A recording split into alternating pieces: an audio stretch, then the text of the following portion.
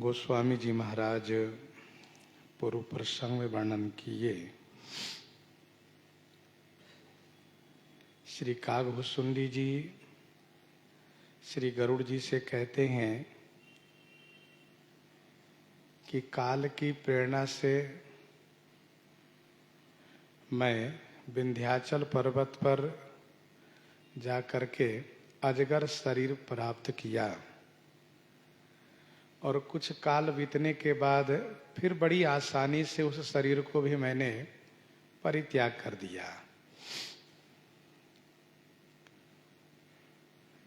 फिर इसके बाद जो जो शरीर मुझे प्राप्त हुआ,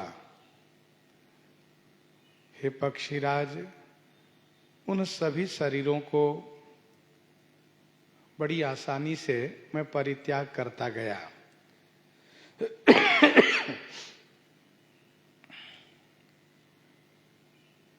भगवान शिव ने वेद की मर्यादा रखी और मुझे क्लेश भी नहीं हुआ।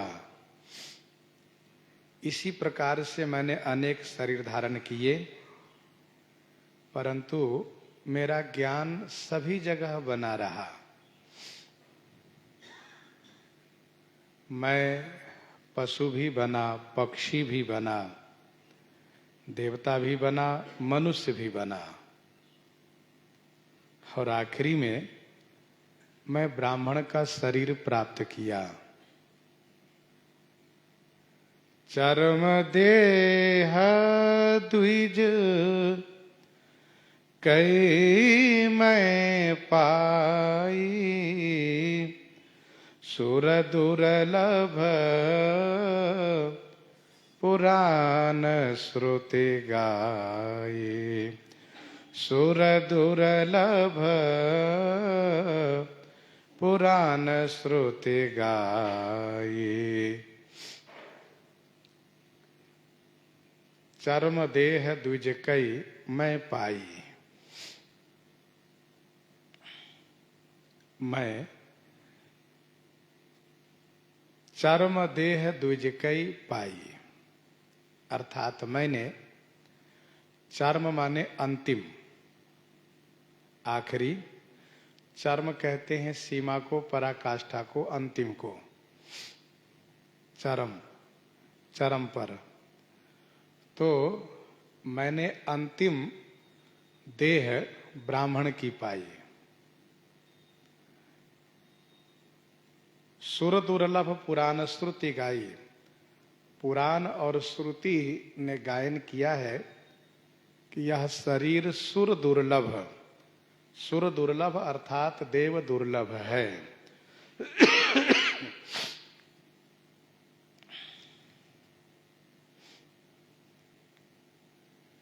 चरम देह द्विज कै मैं पाई। वैसे मानव कोई भी शरीर हो, मानव किसी भी जाति का शरीर हो, वह देव दुर्लभ है। बड़े भाग मानुष तनु पावा, सुर दुर्लभ सब ग्रंथन ही गावा। सभी मानव शरीर सुर दुर्लभ है, परंतु उसमें भी जो ब्राह्मण शरीर है वह जन्म लेने के क्रम में अंतिम शरीर है। और जो ब्राह्मण शरीर पाकर भी संसार से मुक्त नहीं हुआ, तो समझो कि उसका पतन होता है, वह नीचे की ओर गिरता है। ब्राह्मण शरीर पाने का मतलब हुआ कि एक एक करके वह ऊपर चढ़ता गया, एक एक सीढ़ी करके चढ़ता गया। और ब्राह्मण शरीर के बाद वो मुक्त हो जाना चाहिए उसको, सो मुक्त न होकर के फिर से नीचे गिर गया तो वह महान अज्ञानी मूर्ख कहा जाता है। श्रीमद् भागवत जी में वर्णन है कि श्री जड़ भरत जी का भी आखिरी शरीर ब्राह्मण का ही प्राप्त हुआ।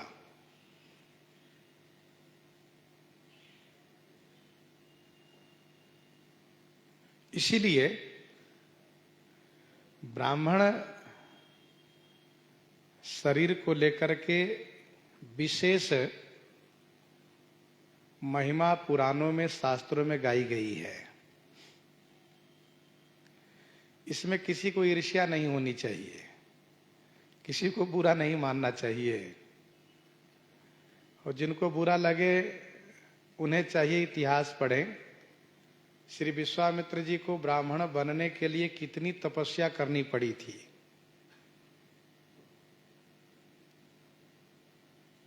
ब्राह्मण पृथ्वी के मही देवता, पृथ्वी के देवता हैं, महीदेव कहे जाते हैं वे।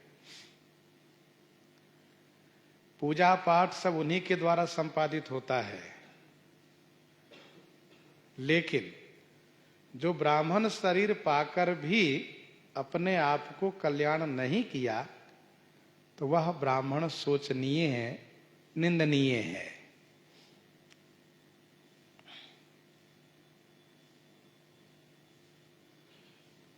श्री कागभूषुंडी जी कहते हैं कि इसके बाद मुझे फिर जन्म नहीं लेना पड़ा। श्री कागभूषुंडी जी काग बने हैं तो श्री लोमह जी के श्राप से, और वो भी तत्क्षण, तत्काल।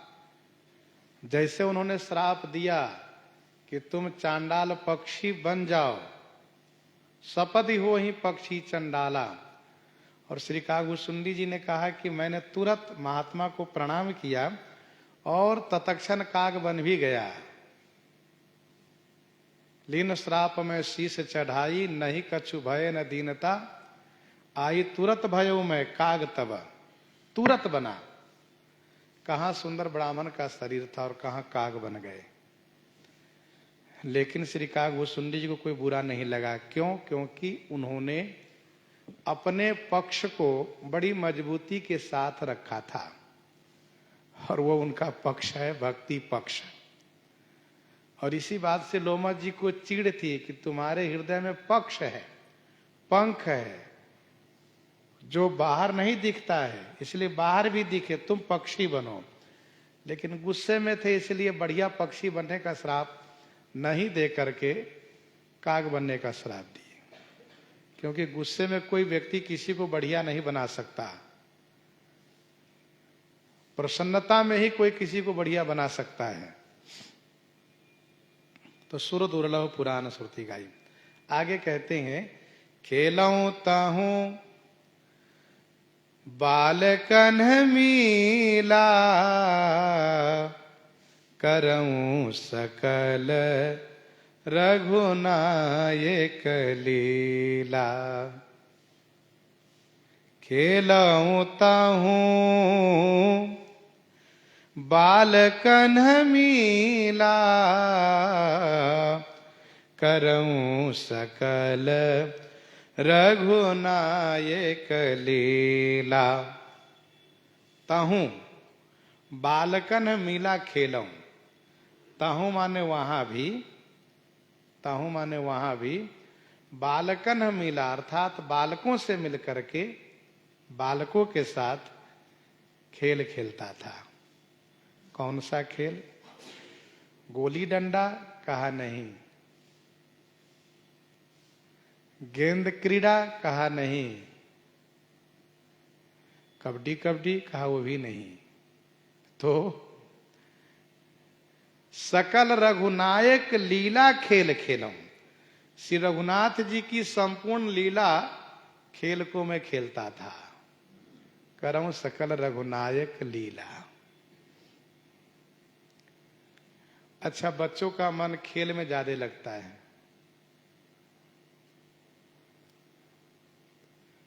तो श्री कागभूषुंडी जी कहते हैं कि मुझे भी खेल में मन लगता था, लेकिन अन्य बालकों की तरह नहीं।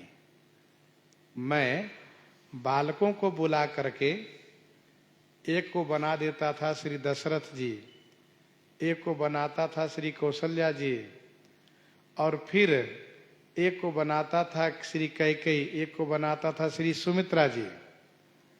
अब इसके बाद तीनों को, मतलब चारों को इस प्रकार से बना करके उनको मैं सिखाता था क्या क्या बोलना है, कैसे क्या करना है।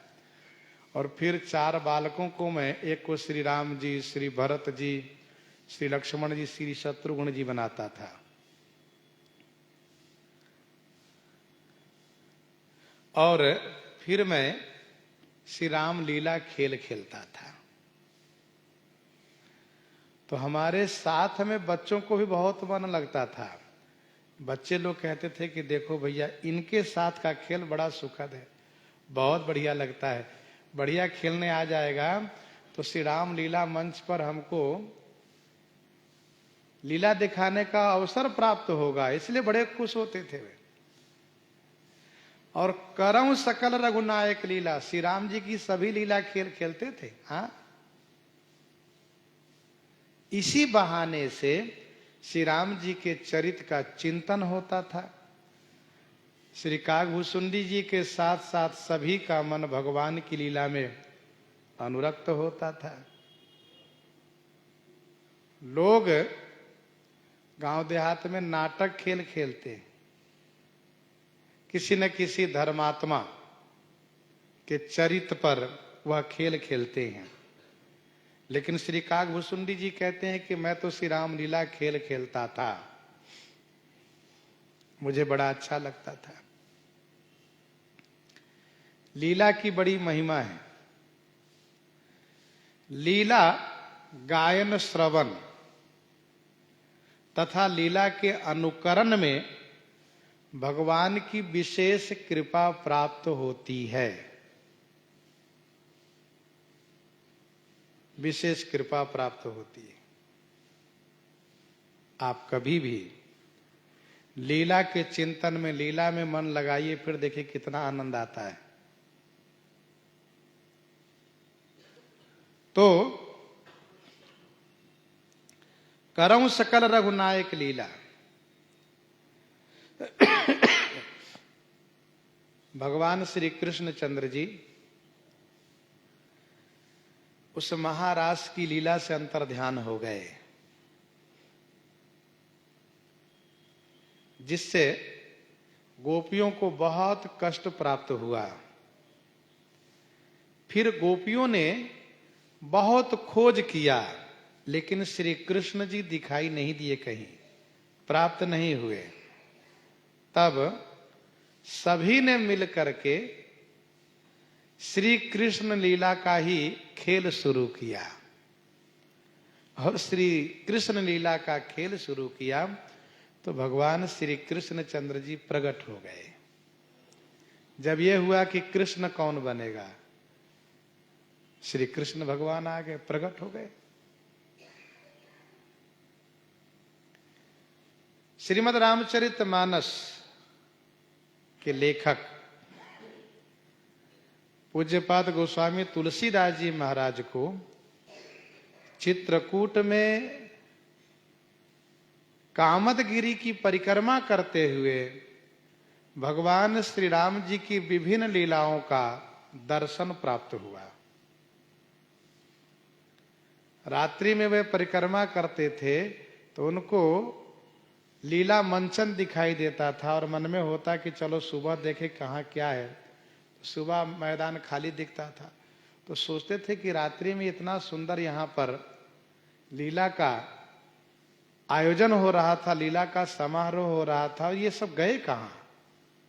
तो वे सब वस्तुतः दिव्य श्री रघुनाथ जी के परिकर, जो रघुनाथ जी के साथ लीला में सम्मिलित होकर के लीला खेल खेलते थे, उसी लीला का दर्शन श्री तुलसीदास जी ने किया था।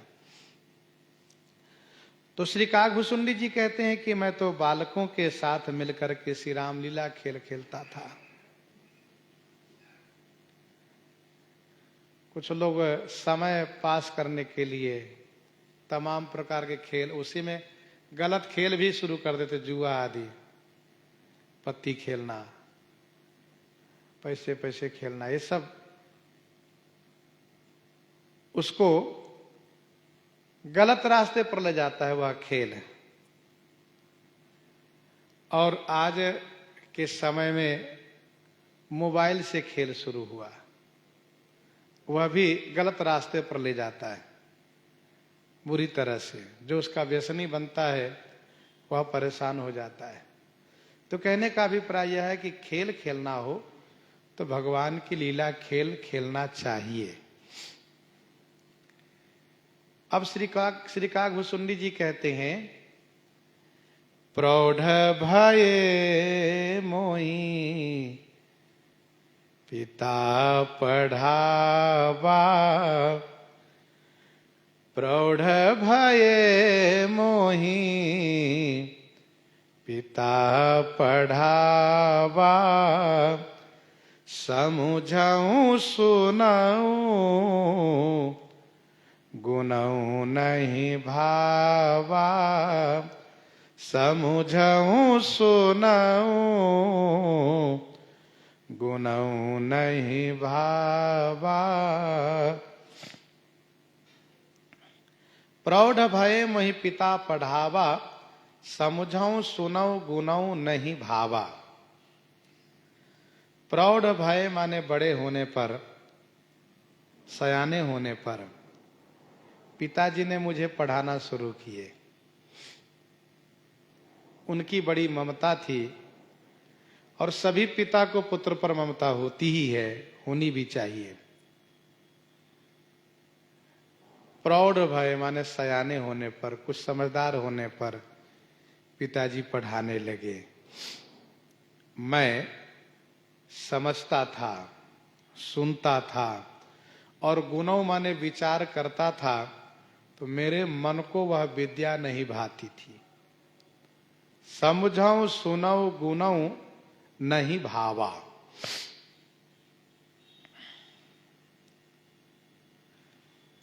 पिताजी पढ़ाने लगे तो मुझे तो याद आया कि मुझे तो सब मालूम ही है, क्योंकि जहां जहां जो इन्होंने पढ़ा सब इनको याद है और उस जन्म का याद है जो गुरुजी ने पढ़ाया था। विप्र पढ़ाव पुत्र की नाई।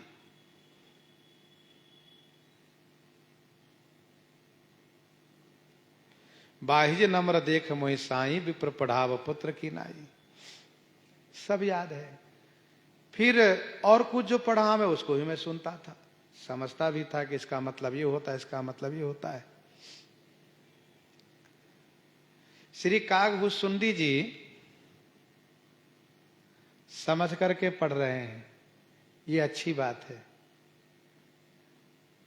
लेकिन यह श्री काकभूषुंडी जी जैसे भागवत के लिए ही संभव है।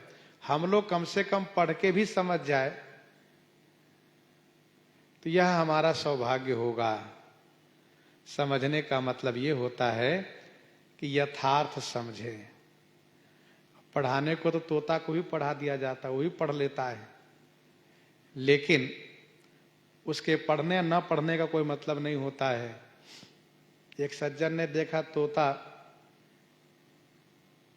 जब इस प्रकार से बोल सकता है तो इसको बढ़िया पढ़ा दो, कम से कम ये अपना जीवन तो बढ़िया निर्वाहन करेगा, किसी के चक्कर में नहीं पड़ेगा, नहीं फंसेगा, जाल में नहीं फंसेगा।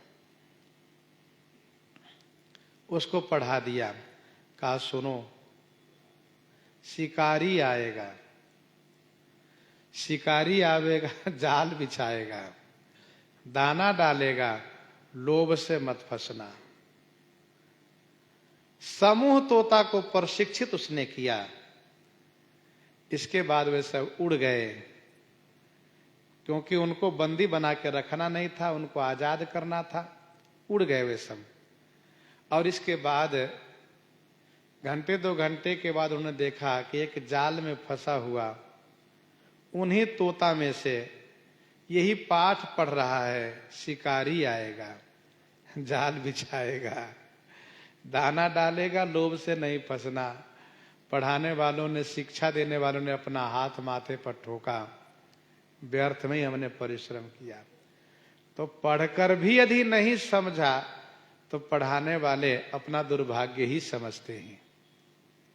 चाहे जो भी अध्यापक होते हैं, शिक्षक, उनका प्रयास रहता है कि पढ़ने के बाद यह इंसान बने, समझदार बने।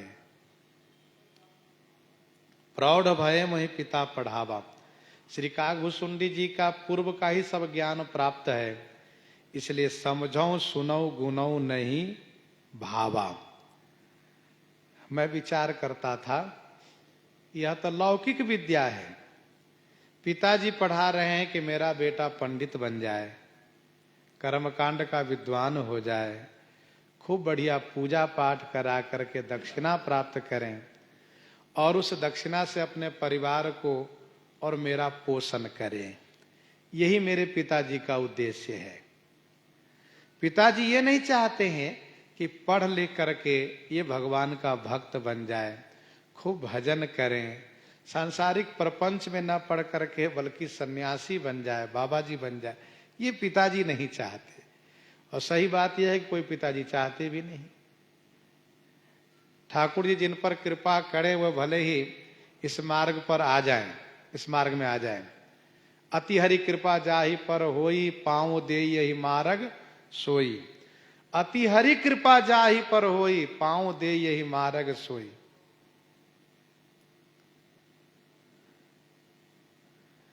तो प्रौढ़ भय मही पिता पढ़ावा, समझऊ सुनऊ गुनऊ नहीं भावा।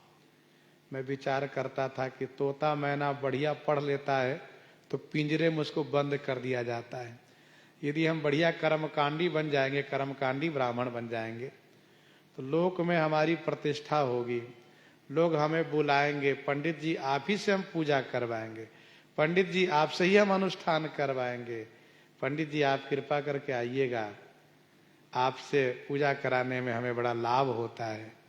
बस इसी वाहवाही में पड़ जाएंगे, भजन नहीं हो पाएगा। इसीलिए मुझे बंधन में नहीं बंधना है।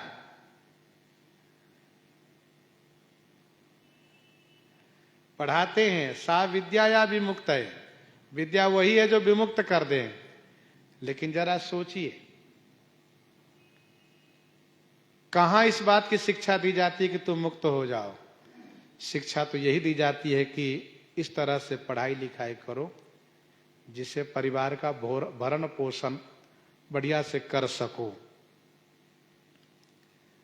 परमार्थ मार्ग में शिक्षा देने वाले बहुत कम मिलते हैं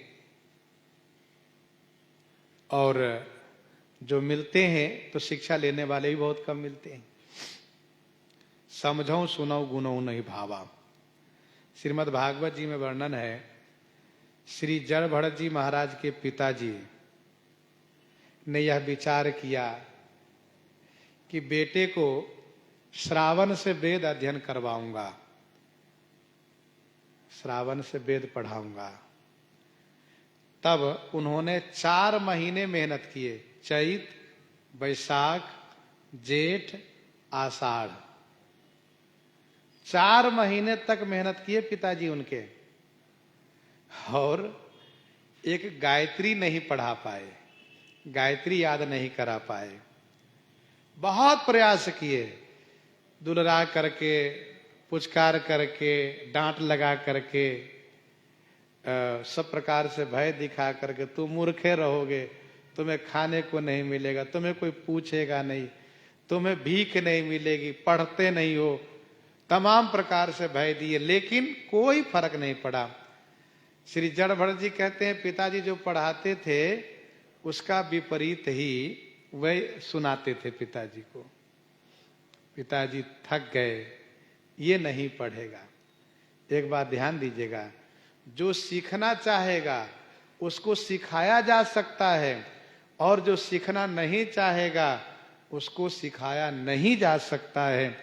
जो सोया हुआ है उसको एक आवाज लगा करके जगाया जा सकता है, लेकिन जो जगता हुआ सो रहा है उसको कभी भी नहीं जगाया जा सकता है।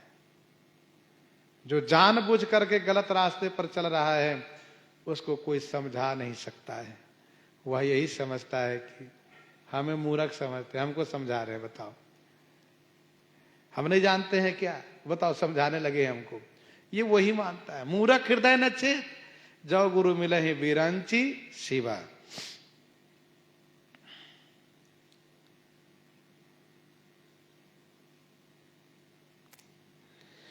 मन ते सकल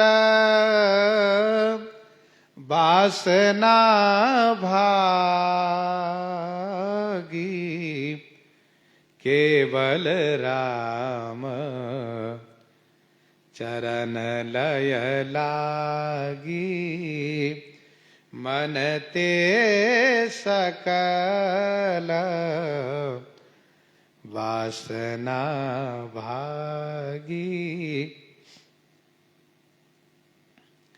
मेरे मन से समस्त वासनाएं भाग गई। मेरे मन में कोई वासना ही नहीं रह गई। वासना माने चाहना नहीं रह गई कि हमें शादी करनी है, परिवार का पोषण करना है, बाल गोपाल का सृजन करना है, घर मकान दुकान बनाना है, नौकरी चाकरी करना है। कोई चाहना नहीं रह गई। मन ते सकल वासना भागी।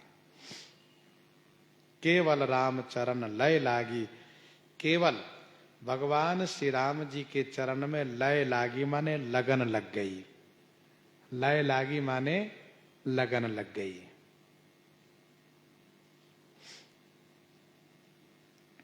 लय, लय को आप समझ रहे होंगे। जब हारमोनियम, तबला, मजीरा बजने लगे और बजने के साथ साथ कलाकार के पांव थिरकने लगे तो कहते हैं कि हाँ लय बढ़िया है, उसको लय कहते हैं। तो यहां लय माने लगन लग जाना। लय वह है जो एकदम से आकर्षित कर ले, प्रभावित कर ले। तो श्री काकभूषुंडी जी कहते हैं मेरे मन से समस्त वासनाएं भाग गई और केवल श्री राम जी के चरणों में लगन लग गई। लय माने लगन लग गई। धर्म शास्त्र में लिखा है पूजा कोटि समम स्तोत्रम, पूजा कोटि समम स्तोत्रम, स्तोत्र कोटि समो जपः। पूजा कोटि समम स्तोत्रम, स्तोत्र कोटि समो जपः, जप कोटि समम ध्यानम, ध्यान कोटि समो लयः। ध्यान कोटि समो लयः। ये लय सबसे बढ़िया है। लय माने लगन लग जाना।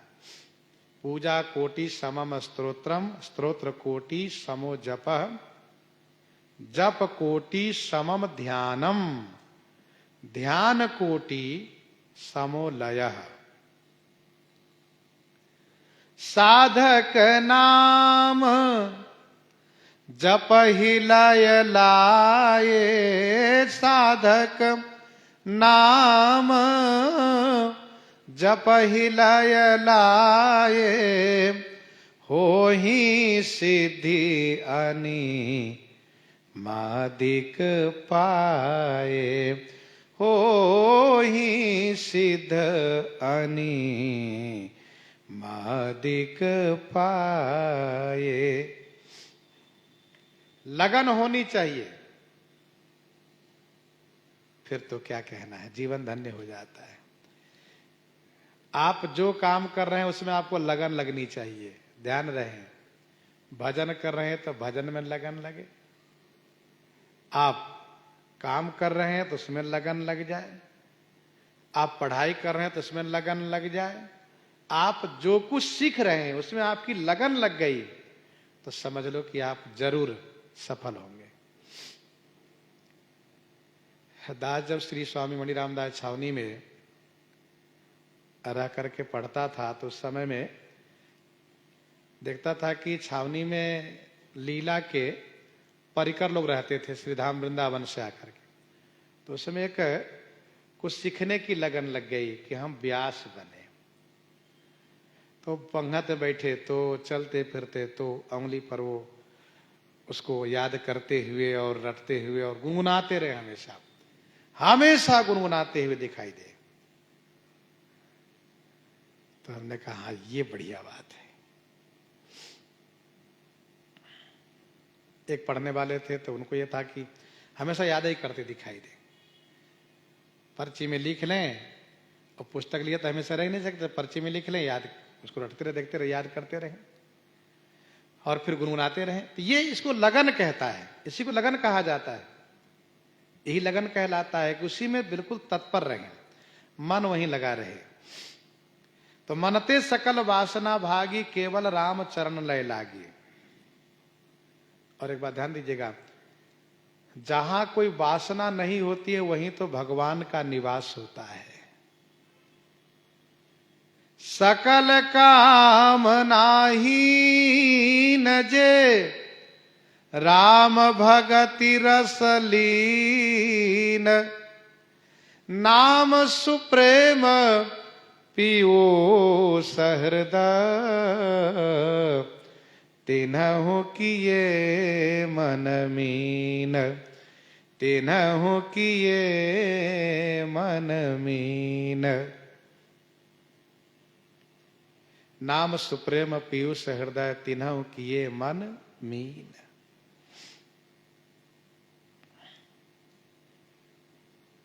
सकल कामना हीन जे, वही भक्ति का रस ले सकता है। राम भगति रस लीन। कहु खगेश यस कवन अभागी, खरी सेव सुर धेनु ही त्यागी। कहु खगेश यस कवन अभागी। हे खगेश, कहू माने आप ही कहो, आप ही बताओ। अस कवन अभागी, ऐसा कौन सा अभागी है जो सुरधेनु ही त्यागी, खरी सेव। सुरधेनु ही माने कामधेनु को त्याग करके, खरी से माने गदही की सेवा कर रहा हो। कौन ऐसा अभागा है जो कामधेनु को त्याग करके गदही की सेवा कर रहा हो।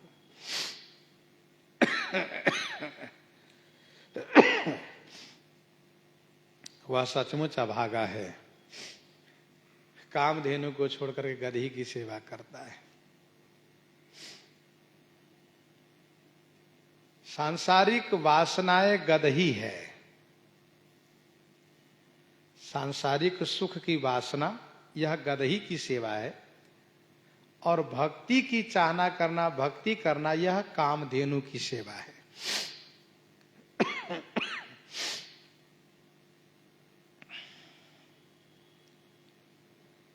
तो कौन ऐसा अभागा होगा जो कामधेनु को छोड़ करके गदही की सेवा करेगा।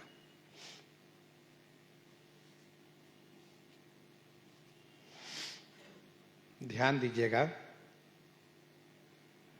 सांसारिक वासनाओं से मनुष्य परेशान रहता है। एक तो पहली बात, उसकी पूर्ति नहीं हो पाती है, और भक्ति करने से वह जो कुछ चाहता है उसको सब प्राप्त होता है। भक्त चाहना नहीं करता है, कदाचित चाहना किया भी तो उसे सब प्राप्त होता है।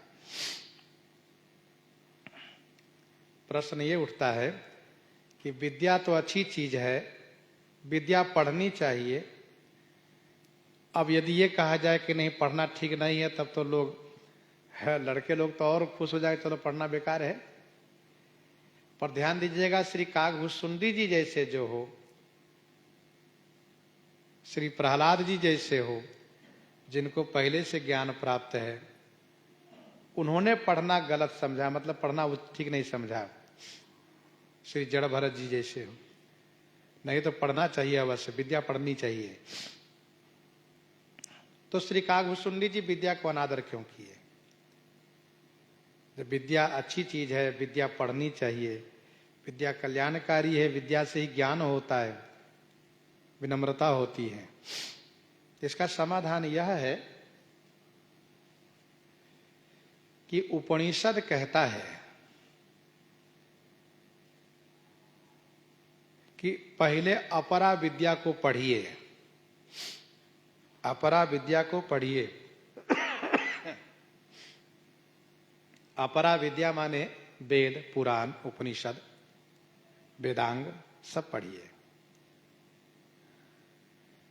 लेकिन उस अपरा विद्या में से परा विद्या को ग्रहण कीजिए। अब कहेंगे परा विद्या क्या है? परा विद्या है ब्रह्म विद्या, ये परा विद्या है। तो अपरा विद्या में ही परा विद्या की प्राप्ति होती है। अब आप जरा सोचिए, यदि हम विद्यालय में नहीं पढ़ेंगे और इसके बाद हम श्रीमद् भागवत जी, श्रीमद् वाल्मीकि रामायण, श्रीमद् भगवत गीता जी, श्रीमद् रामचरितमानस जी, अन्य ये जो धर्म शास्त्र है उनको हम समझेंगे कैसे? बिना पढ़े रामायण गीता भागवत समझेंगे कैसे? इसलिए पढ़ना चाहिए। तो पढ़ करके हम परा विद्या को प्राप्त करें। ब्रह्म विद्या को छोड़ करके, अर्थात ब्रह्म तत्व को छोड़ करके, भगवान को जानने वाली विद्या को छोड़ करके बाकी जितनी विद्याएं हैं ये सब अपरा विद्या है। और ये सब परिवार को पोषण करने वाली विद्या है, जीवन को खुशहाल करने वाली विद्या है। तो अपरा विद्या से सम्मान मिलता है, वैभव मिलता है, और परा विद्या से भगवान मिलते हैं, जीव संसार से मुक्त होता है। इस बात को समझे रहिएगा। अपरा विद्या माने सांसारिक विद्या और परा विद्या माने ब्रह्म तत्व, ब्रह्म विद्या।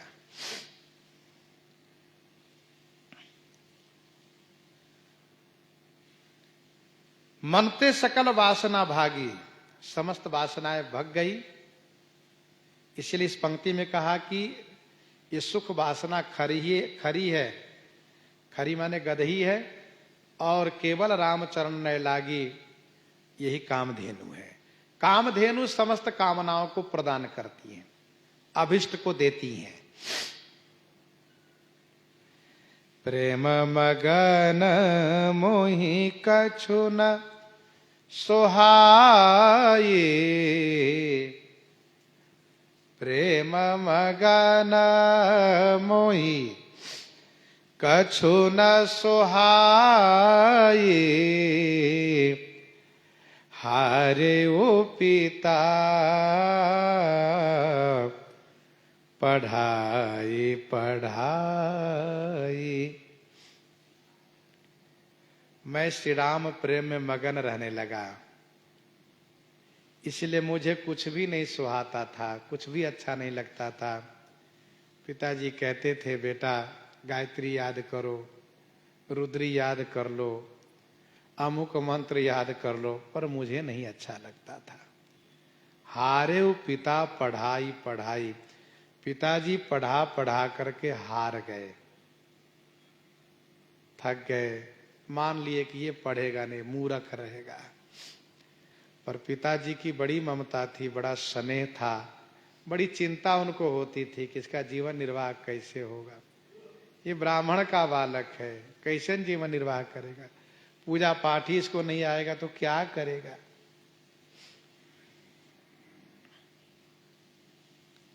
मैं सोचता था यदि अभी घर से भाग जाऊंगा तो माता पिता को बड़ा कष्ट होगा, इसलिए मैं प्रतीक्षा करता हूं माता पिता स्वर्गवासी हो जाए, फिर मैं भजन के लिए जाऊंगा। समय आया, मेरे माता पिता स्वर्गवासी हो गए। भय काल बस जब पितु माता, मैं बन गया हूं भजन जन त्राता। भय काल बस जब पितु माता, जब पिता माता काल के वश हो गए, मृत्यु को प्राप्त कर गए, तो मैं जन त्राता भजन के वास्ते बन गया हूं। जन त्राता माने भक्तों के रक्षक भगवान श्री राम जी के भजन के लिए मैं वन में चला गया।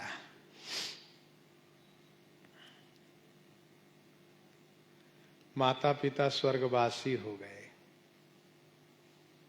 मैं खुश हो गया, मैं बंधन से मुक्त हो गया। माता पिता की सेवा करना मेरा धर्म था। अब वे स्वर्गवासी हो गए, अब हम वन में जा सकते हैं। जैसे देवर्षि नारद जी जब दासी पुत्र के रूप में थे तो माता जी के मरने की प्रतीक्षा किए। जब उनकी मृत्यु हो गई, उनका स्वर्गवास हो गया, तब देवर्षि नारद जी भी घर छोड़ करके चल दिए। मैं बन गयो भजन जन त्राता। जन त्राता कहने का भाव यह है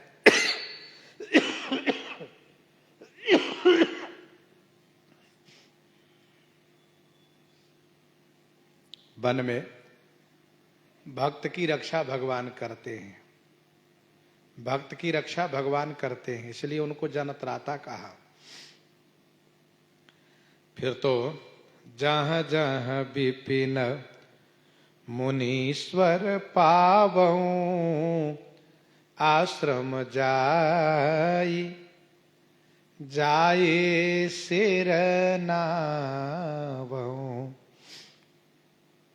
जहाँ जहाँ विपिन मुनीश्वर पावऊं, जहाँ जहाँ विपिन मुनीश्वर पावऊं।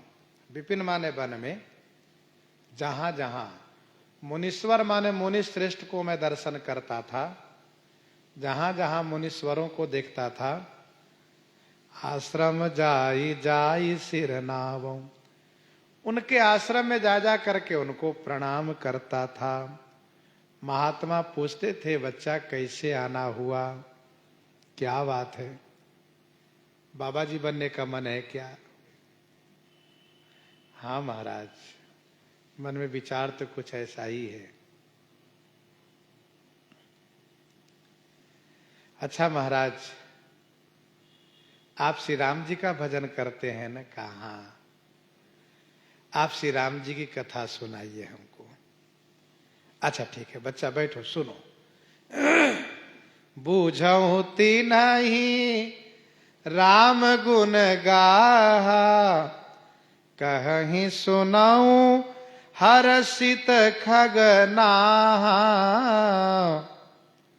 देखो, भगवान की प्राप्ति का मार्ग भी यही है। प्रथम भगति संतन कर संगा, दूसरी रति मम कथा प्रसंगा।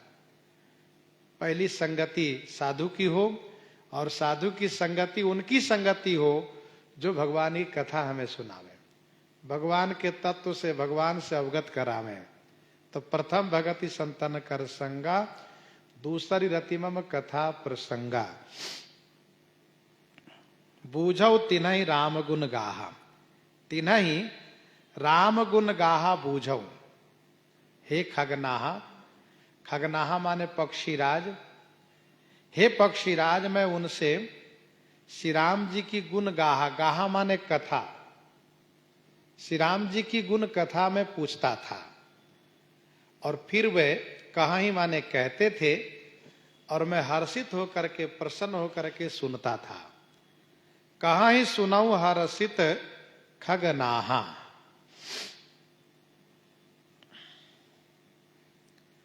बूझऊं तिन्हि राम गुण गाहा, कहीं सुनाऊं हर्षित खगनाहा।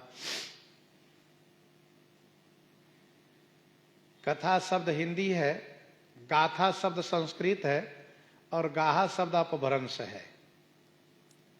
कथा शब्द हिंदी है, गाथा संस्कृत में कहा जाता है, और गाहा अपभ्रंश है। कथा शब्द का ही अपभ्रंश है गाहा।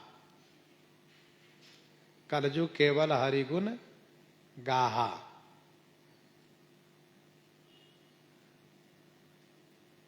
बूझई बैठी राम गुण गाहा।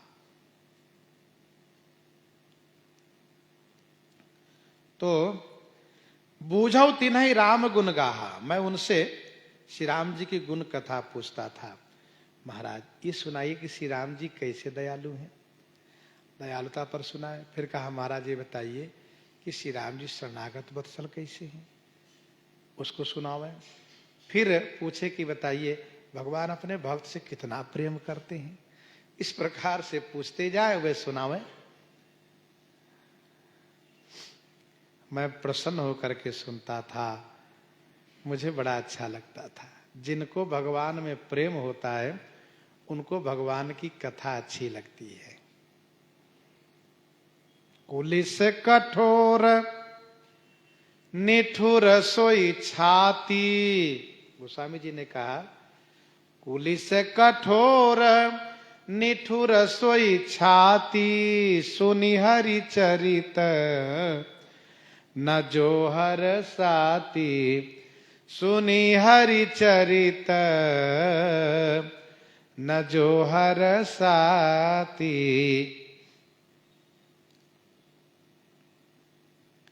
सुनि हरि चरित न जो हर साती।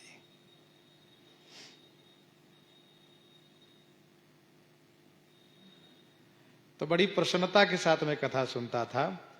सुनत फिरऊं हरि गुण अनुवादा, सुनत फिरऊं हरि गुण अनुवादा। अव्याहत गति शंभु प्रसादा, सुनत फिरऊं हरि गुण अनुवादा। अव्याहत गति शंभु प्रसादा, अव्याहत गति शंभु प्रसादा। हरि गुण अनुवादा सुनत फिरऊं। श्री हरि के गुण अनुवाद, श्री हरि के गुण अनुवाद माने गुण कथन, अनुवाद माने कथन। सुनता फिरता था, सुनता हुआ फिरता था। शंभु प्रसादा अव्याहत गति, भगवान शिव के प्रसाद से, भगवान शिव की प्रसाद माने कृपा से, उनकी कृपा से मेरी अव्याहत गति थी। अव्याहत गति माने बिना रोक के गति। मैं जहां चाहूं जा सकता था, चाहे जल हो, चाहे थल हो, चाहे नभ हो, मेरे लिए कहीं कोई रोक नहीं था। मैं सब जगह जा सकता था। अव्याहत गति शंभु प्रसादा, मेरी गति कोई रोक नहीं सकता। अच्छा, कोई निश्चित स्थान तो इनके लिए है नहीं कि मैं अमुक जगह रुकूंगा। घूम रहे हैं, जहां जहां महात्मा मिलते हैं उनके पास बैठ के सत्संग करते हैं। 2-4 दिन रह करके महाराज अच्छा फिर दर्शन करेंगे महाराज, दंडवत महाराज। अच्छा भैया आना, ठीक है महाराज, आगे बढ़े। खोज भगवान की है, जहां भगवान मिलेंगे वहां तक चलते रहेंगे। छूटी त्रिविध ईसना गाढ़ी, एक लालसा उरयति बाढ़ी। छूटी त्रिविध ईसना गाढ़ी। गाढ़ी त्रिविध ईसना छूटी। गाढ़ी माने मजबूत, गाढ़ी माने मजबूत, प्रबल। त्रिविध माने 3 प्रकार की ईसना। 3 प्रकार की जो ईसना है वह छूट गई। एक लालसा उरती बाढ़ी, मेरे उर माने हृदय में एक बड़ी लालसा बढ़ गई। छूटे त्रिविध ईसना गाढ़ी। ये 3 प्रकार की जो ईसना है ना, चाहना, इससे मनुष्य जल्दी छूट नहीं पाता है।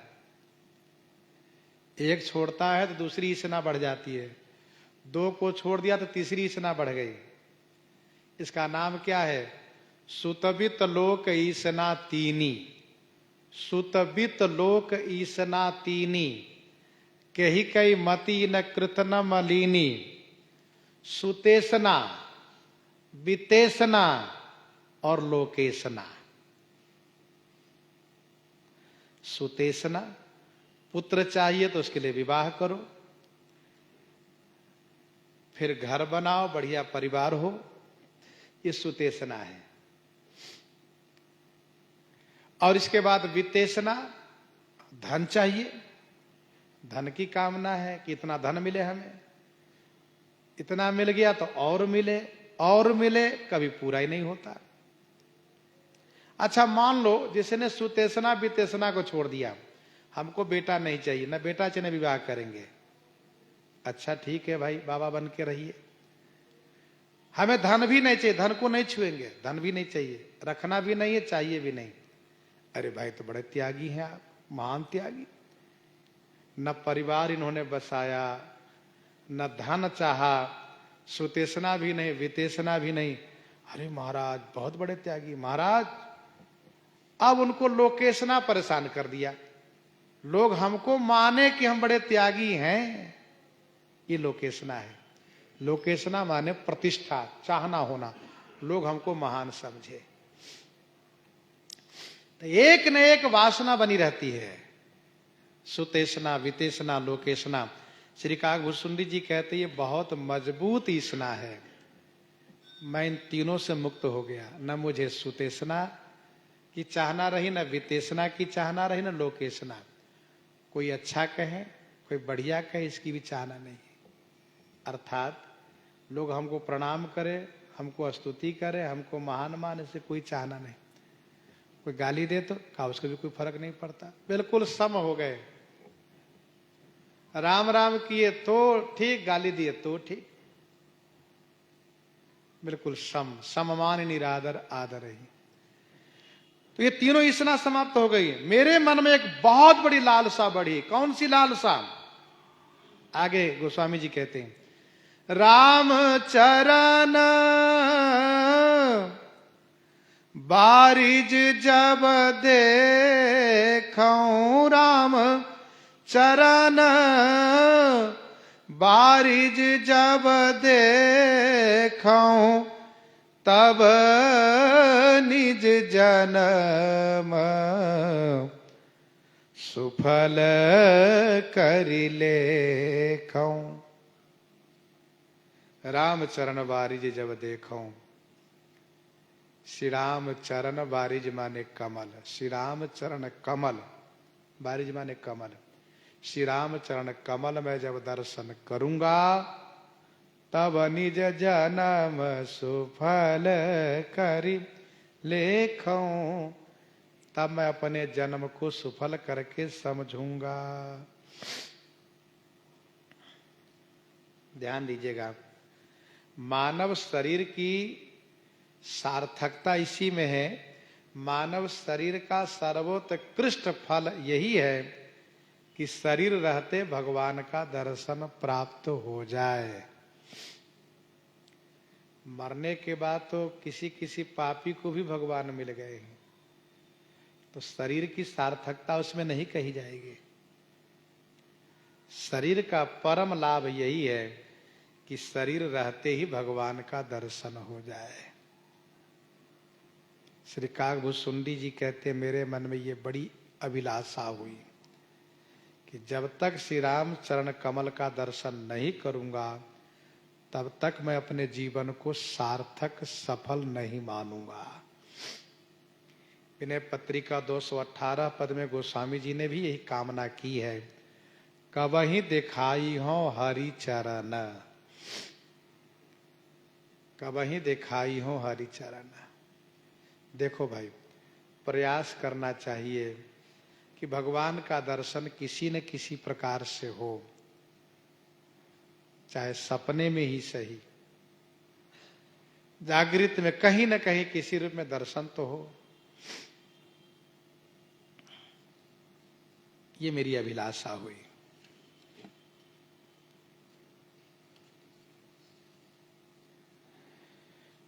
राम चरण बारिज जब देखूं, तब निज जन्म सुफल करि लेखूं।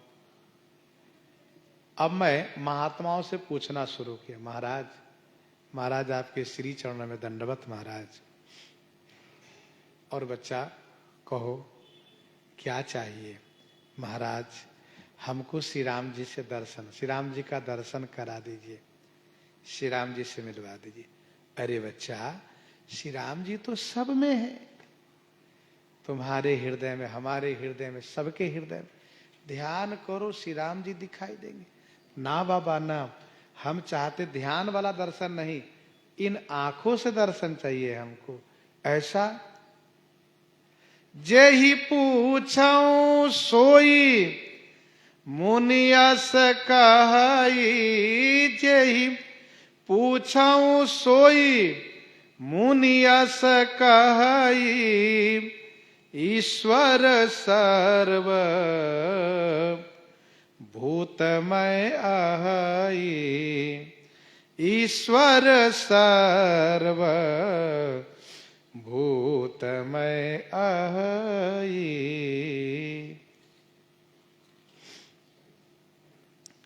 जेहि पूछऊं सोई मुनि अस कहै, मैं जिनसे पूछता था वह मुनि यही कहते थे। जेहि पूछऊं सोई मुनि, वह मुनि यही कहते थे, बच्चा ईश्वर सर्वभूतमय अहई, ईश्वर तो सभी भूतमय है। भूत माने प्राणीमय है। ईश्वर सर्वभूतमय अहई।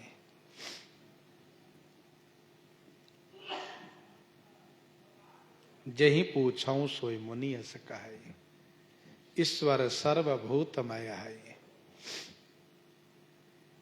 ईश्वर सर्वभूतानां हृदय अर्जुन तिष्ठति। व्यापक व्याप्य अखंड अनंता अखिल अमोघ शक्ति भगवंता, वे तो सब जगह है भैया। देश काल दिशि विदिशहु माही, देश काल दिशि विदिशहु माही, कहु सो कहा जहां प्रभु नाही। तो मैं कहता अच्छा महाराज, दंडवत महाराज, फिर मैं दर्शन करूंगा आपका। अच्छा ठीक है।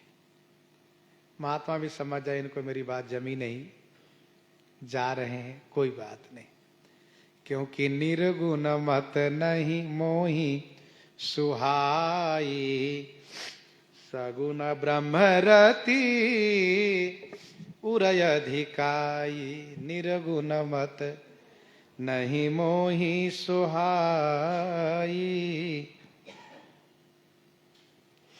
निर्गुण मत नहीं मोहि सुहाई। निर्गुण मत मुझे अच्छा नहीं लगता था। भगवान सभी जगह है, वो तो हम भी जानते सभी जगह है। सब जगह वाले भगवान रक्षा नहीं करते, कृपा नहीं कर पाते। कैसे? कहा हमारे हृदय में भगवान है, हम दुखी हैं। अरे भाई सिर में बहुत दर्द है, क्या बात है, भगवान तो हृदय में, कब तब काहे दुखी हो। ये हृदय वाले भगवान से सिर का दर्द नहीं जाता, पेट का दर्द नहीं जाता। हाँ, ये सिर का दर्द जाएगा कब? जब सामने वाले भगवान हो, उनको जब दर्शन करेंगे, वे जब अपना कर कमल सिर पर रखेंगे बच्चा, तो इस सिर का दर्द तुरंत छू मंतर हो जाएगा, गायब हो जाएगा। जय पूछो सोई मुनि अस कहई, ईश्वर सर्वभूतमय है। ईश्वर सर्वभूतमय माने सर्व प्राणीमय है। लेकिन निर्गुण मत नहीं मोहि सुहाई, निर्गुण मत मुझे अच्छा नहीं लगा। और सगुण ब्रह्मरति उराधिकाई, सगुण ब्रह्म सगुण साकार श्री राम जी के प्रति मेरे हृदय में अत्यधिक अनुराग उत्पन्न होने लगा। देखो रावण से सब दुखी थे, तो सबके हृदय वाले भगवान कहां दुख को समाप्त किए? नहीं ना किए। विश्वामित्र जी परेशान थे, उनको हृदय वाले भगवान नहीं दुख से निवारण किए। श्री राम जी बाहर वाले ही कल्याण करते, रक्षा करते। जो श्री दशरथ नंदन श्री कौशल्या आनंद वर्धन हुए, भक्त भय हारी हुए, शरणागत वत्सल हुए, सुरमुनि देवताओं के रक्षक हुए, हमें वे श्री राम जी प्रत्यक्ष दर्शन चाहिए। फिर तो गुरु के वचन सुरति करी, राम चरण मन लाग, रघुपति जस गावत फिरऊं, छन छन नवय अनुराग, छन छन नवय अनुराग। श्री गुरुदेव भगवान के वचन को सुरति करी माने याद करके श्री राम जी के चरण में मेरा मन लग गया, अनुरक्त हो गया। छन छन नव अनुराग के साथ श्री रघुनाथ जी का जस गाता फिरता था। खोज है श्री राम जी की प्राप्ति कैसे होगी, इसी खोज में मैं यात्रा कर रहा था। श्री कागभूषुंडी जी यात्रा के क्रम में सुमेरु पर्वत पर पहुंच रहे हैं। प्रसंग को हम आप यहीं पर हृदयांगम करते हैं। आइए श्रवण करते हैं श्री भक्तमाल जी से।